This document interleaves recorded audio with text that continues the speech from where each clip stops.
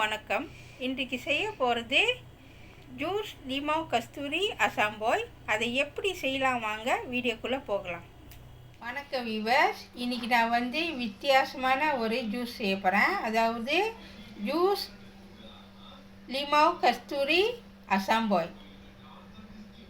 அதுக்கு நான் 200 கிராம் லிமௌ கஸ்தூரி எடுத்திருக்கேன். இது ஒரு 20 லிமௌ இருக்கும். சரு போட்டு எடுத்துருக்கேன். இது இந்த கரண்டி அளவுது ஒரு கரண்டி. அசாம் பாய் தேவையான அளவு. கப்பு சீனி, தேவையான அளவு ஐஸ் கட்டி. இப்போ நம்ம செய்ய ஆரம்பிக்கலாம். இப்போ நம்ம என்ன செய்ய போகிறோம்னு சொன்னாக்கா, இந்த லிமௌ கஸ்தூரியை 2 கட் பண்ண போகிறோம்.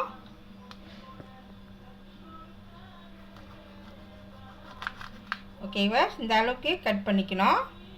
ஓகேவா, இப்போ பாருங்கள், நான் 2 கட் பண்ணி வச்சுட்டேன். இப்போ அடுத்தது நம்ம என்ன செய்ய போகிறோம்னாக்கா, அடுத்தது இதை ஊற வைக்க போகிறோம். நம்ம சுடு தண்ணி பாய்க்கணும் இது ஊற வைக்கிறதுக்கு. அப்போ தான் சீக்கிரமாக நல்லா வந்துடும் பாருங்கள். ஓகேவா, இப்போ நான் சுடு தண்ணியில் ஊற போட்டிருக்கேன்.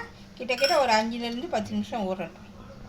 அடுத்தது நம்ம சீனி கரைக்க போகிறோம். உங்களுக்கு சீனி கூட வேணுன்னா போட்டுக்குங்க, பிரச்சனை இல்லை. நான் கணக்கான அளவு போட்டிருக்கேன். நான் சுடுத்தண்ணில் தான் இந்த சீனியை நான் கரைக்க போகிறேன். ஓகேவா, 1/2 கப்பு சுடு தண்ணி ஊற்றிக்குங்க. ஊற்றிட்டு இந்த சீனியை நல்லா கரைச்சி விடுங்க. அது வரைக்கும் இந்த சீனி நல்லா கரையிட்டோம். ஒரு பக்கம் எடுத்து வச்சுக்கலாம். இப்போ நம்ம என்ன செய்ய போகிறோம்னாக்கா, இந்த லிமௌ கஸ்தூரியை நம்ம புளிய போகிறோம்.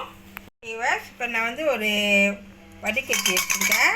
இதை வச்சுட்டு நம்ம கையில் வச்சு இப்படி ஜூஸை புளியணும். புளிஞ்சிட்ட பிறகு இதை இதில் போட்டுருங்க.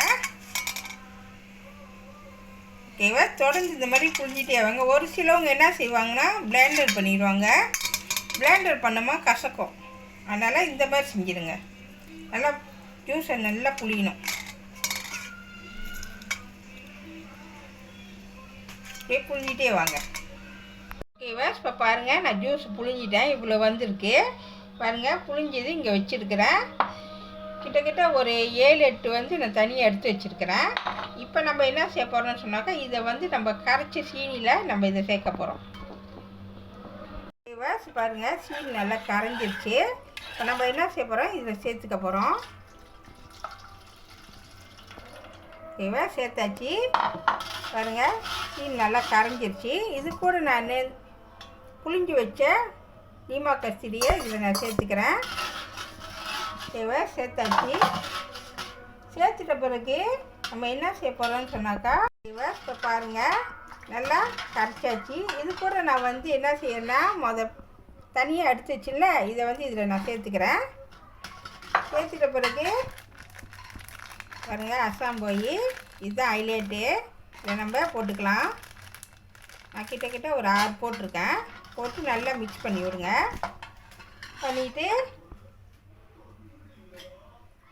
பாருங்கள், ஊற வச்சுது கொஞ்ச நேரத்தில் ஊறிச்சு பாருங்கள். இதில் நான் சேர்த்துக்கிறேன். கிட்டத்தட்ட நான்